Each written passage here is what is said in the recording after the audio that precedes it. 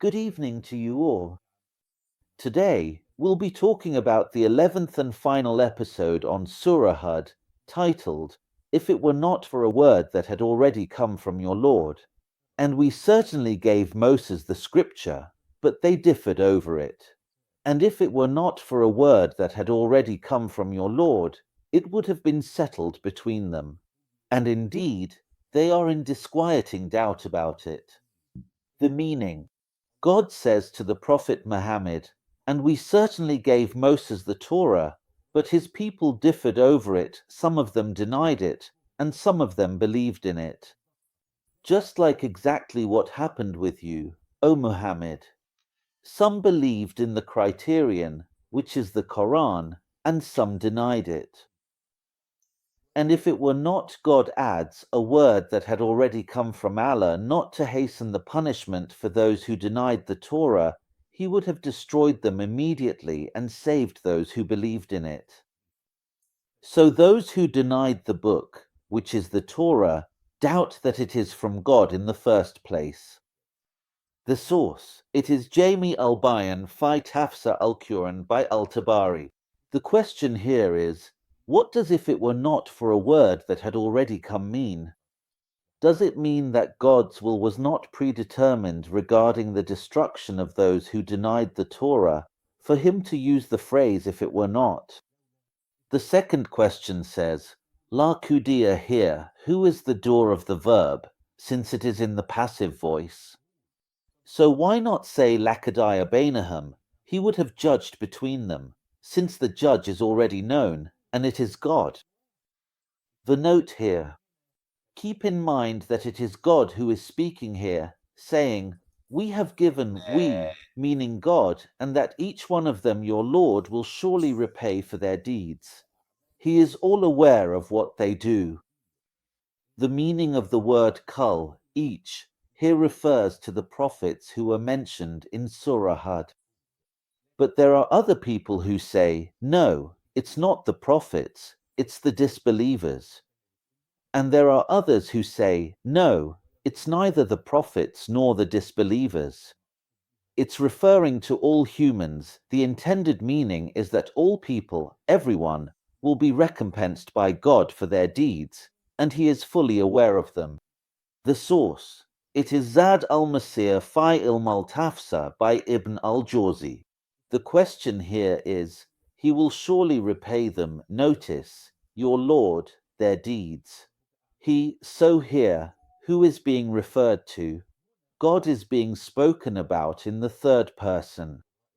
In contrast to the previous verse, where he spoke about himself in the first person and said, And we, God, gave Moses the book, so remain steadfast as you have been commanded, and those who have repented with you, and do not transgress. Indeed, he is all-seeing of what you do. The meaning here is that God commands the prophet and the believers with him to remain upright as they have been commanded, and not to go to extremes. Do not transgress means do not go overboard in uprightness, whether in obligatory or voluntary acts. Source, Al-Tibian, the comprehensive exegesis of the sciences of the Quran by Al-Tusi. The question here is that there is a command from God to the prophet, telling him, So remain steadfast, you, O Muhammad, and those who have repented with you, be upright, meaning in performing the obligatory acts, or be moderate in performing the obligations. Do not neglect or fall short, and do not, as he says, transgress, which means do not be overly strict in performing the obligatory and voluntary acts, and all of that. All right, very good. This means it is a command from God to the prophet, and then someone comes back and speaks about God in the third person and says, Indeed, he is all-seeing of what you do. So who is the one saying he? It is God who says, And do not incline toward those who have wronged, lest the fire touch you, and you would have no protectors other than God, then you would not be helped. The meaning here is that God forbids you from befriending, sitting with, or flattering the wrongdoers so that you are not punished in the fire, and you will not find any supporters who can prevent God from punishing you. Source, Al-Kashaf by Al-Zamakhshari. The question here is, and you will have no protectors other than God. So, who is the one speaking about God in the third person in the verse? And establish prayer at the two ends of the day and at the approach of the night. Indeed, good deeds erase bad deeds. That is a reminder for those who remember. The reason for the revelation of this verse is that there was a man named Abu User Kab ibn Amr al-Ansari. This man was selling dates, and a beautiful woman came to buy dates from him. He took her into his shop and did everything with her except intercourse, meaning foreplay, kisses, hugs, and all that. Then he regretted what he had done and told the Prophet about what he did with the woman.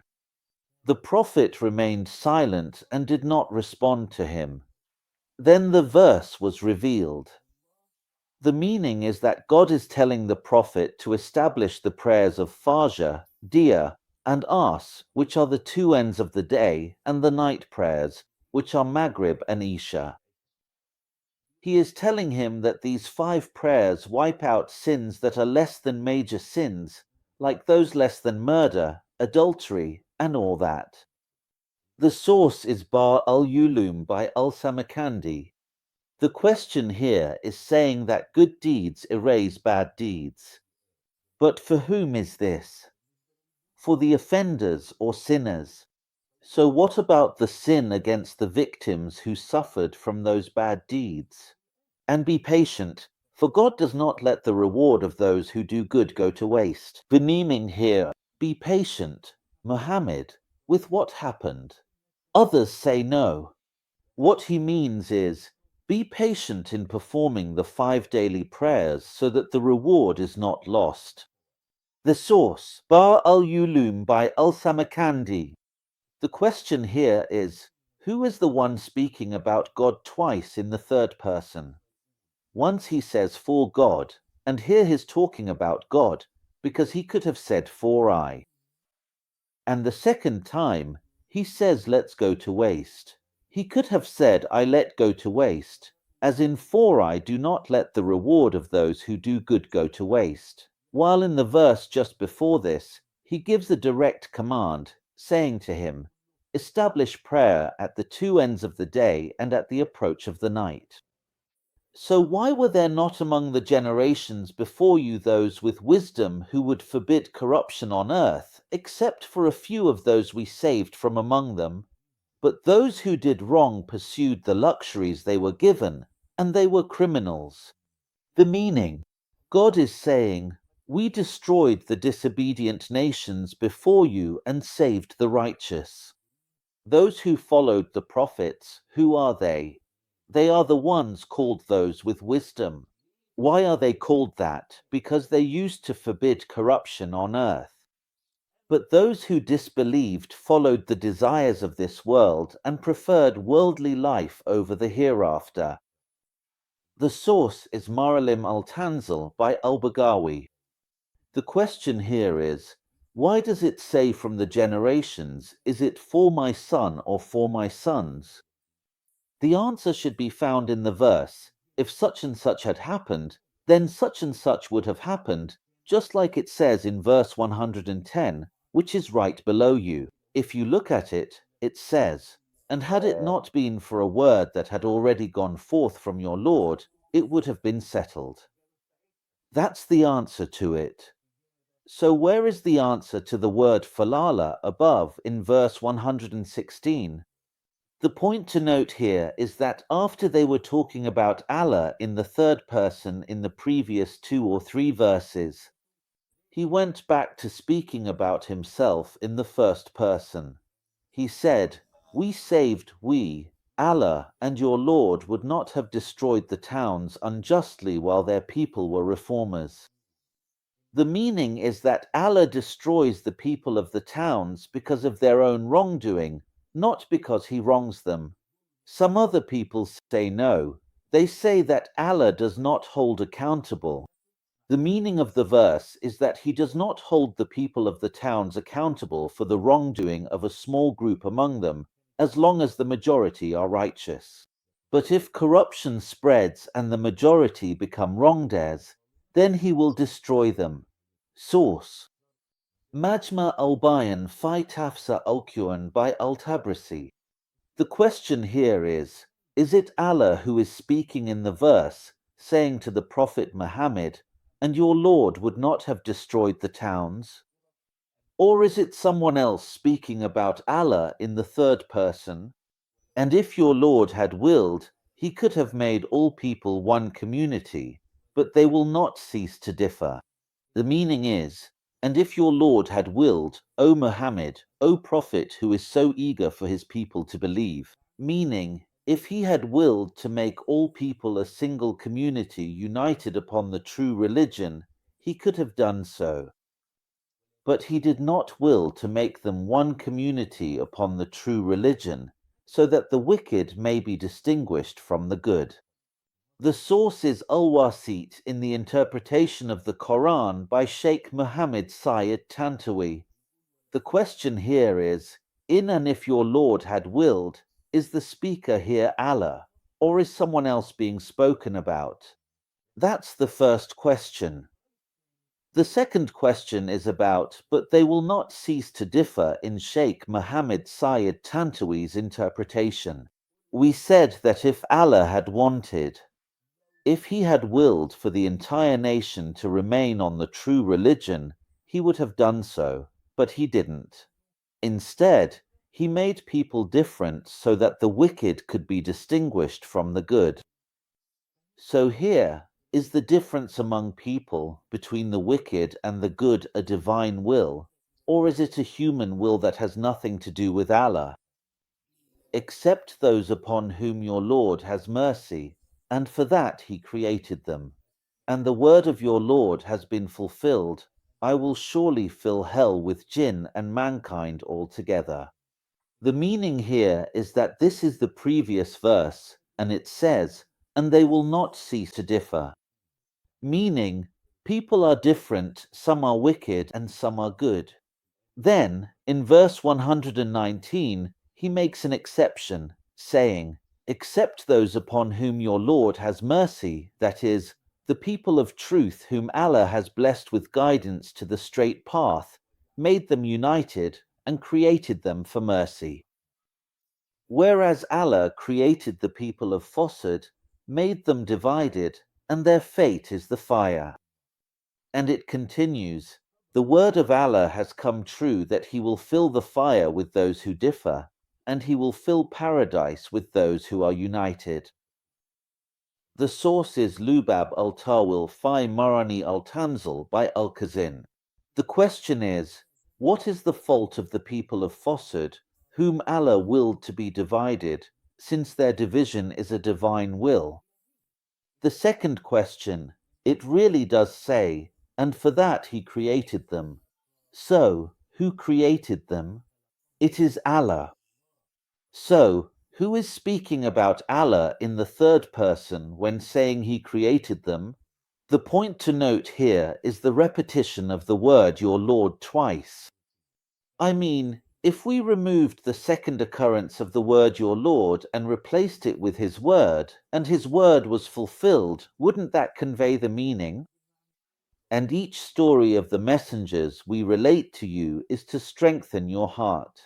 And in this has come to you the truth, an admonition, and a reminder for the believers." The meaning here is that we recount to you, O Muhammad, what you need from the stories of the messengers before you and their patience with the harm from their people. And this matter, these stories will increase your heart in steadfastness and certainty, because they are experiences, steadfastness and certainty in what is mentioned in this surah and what it contains of the stories of the prophets, paradise, hell, and so on. And naturally, Allah has singled out the believers for this message and these stories, because they take heed when they hear the stories of the prophets. The source is elgendynyc by elgendynyc. The question here is, this hack, is the word hack masculine or feminine? I mean, it should be like this, as I'll write it for you now. Is it harder al-hack or hardihi al-hack? The point to note here is that Allah returns to speaking about himself in the first person twice, saying, "And each story we relate we, Allah, so that we may make your heart steadfast. We, Allah, make it firm. And say to those who do not believe, act according to your position. Indeed, we are acting as well." The meaning. Allah says to the Prophet, "Tell those who deny you and do not acknowledge the oneness of Allah to continue on their path. As for us, we will continue to obey Allah and carry out what He has commanded us to do."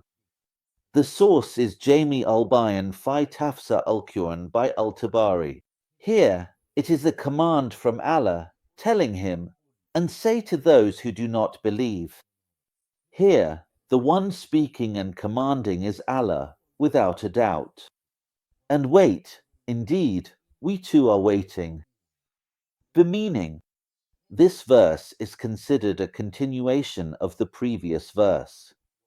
That is, "And wait, O you who deny my message, for what Satan has promised you." As for us, the Prophet is speaking about himself, meaning he says, "So we will wait for Allah's promise to us of victory over you in battle." The source is the same, Jami al-Bayan fi Tafsir al-Quran by al-Tabari. The point to note here is that the word inna is on the tongue of the Prophet, because Allah told him in the previous verse, "Say to those who do not believe," or "Say to those who do not believe," meaning, do as you wish in your position, and wait, for we, meaning I, Muhammad, and the believers with me, are also waiting. To Allah belongs the unseen of the heavens and the earth, and to Him all matters return. So worship Him and put your trust in Him, and your Lord is not unaware of what you do. The meaning is, Allah is the knower of the unseen of the heavens and the earth, and to Him is the return and the reckoning. Nothing about those who deny you, O Muhammad, is hidden from Him, and He will punish them for that and grant you victory over them. The source is Tafsir al-Quran al-Azim by Ibn Kathir. The question here says, "And to Allah, that is, He, so worship Him, He, and to Him, He, and put your trust in Him." Who is the one speaking about Allah in the third person in the verse? Thank you very much, and I'll see you in the next episode.